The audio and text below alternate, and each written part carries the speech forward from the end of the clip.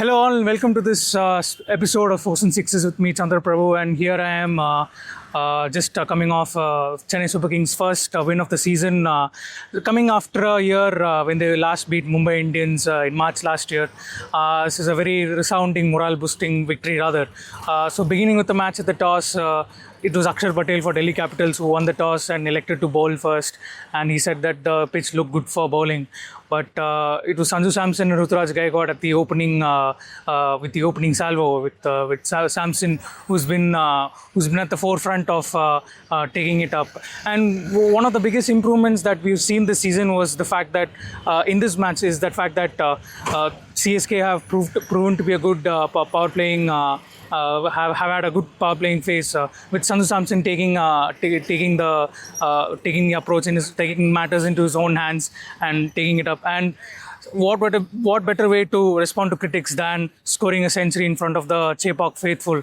You know, going after bowlers, going after the dangerous bowlers like Mukesh Kumar, who, despite of not taking that much of wickets, has been probing in the power play and has been a little dangerous. And even the likes of Natarajan and Lungi Ngidi, of all people, have been off colour without taking a wicket and just going for as expensive as 41 runs. But credits to CSK's batting.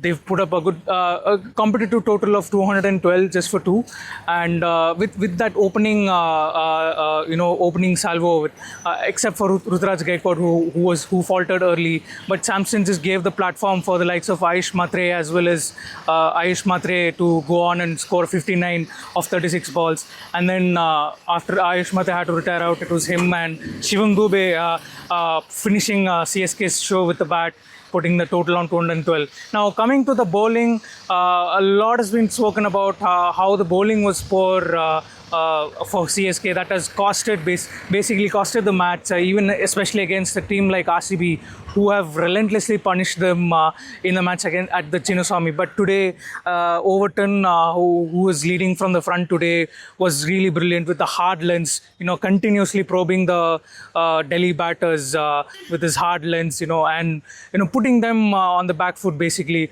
But when it came to the pace and putting it in the right line and length, it was a brilliant show, especially off that wicket of David Miller. David Miller starting to set against Chennai with Tristan Stubbs, and that ball to nick his off stump off was a thing of beauty, to be honest. But otherwise, he was well accompanied by Gurjapneet Singh. It was off his first ball that he got his wicket when Sarfaraz Khan at backward point got that brilliant blinder of a catch, and that basically changed the mood of the match. And because it was the opening partnership for Delhi of KL Rahul and Pathum Nissanka who were looking like they were going to set things off, but that catch, basically set things off for the crowd to start an encore and try to spur the bowlers, and the bowlers responded really well. Gurjapneet Singh also trying to hit it in the hard lens and trying to exploit much of the conditions. But Anshul Kamboj, again, one of the other bowlers, was under fire, especially after the horrific performance at Bangalore. But now he has come up and he's also tried to bowl at the death.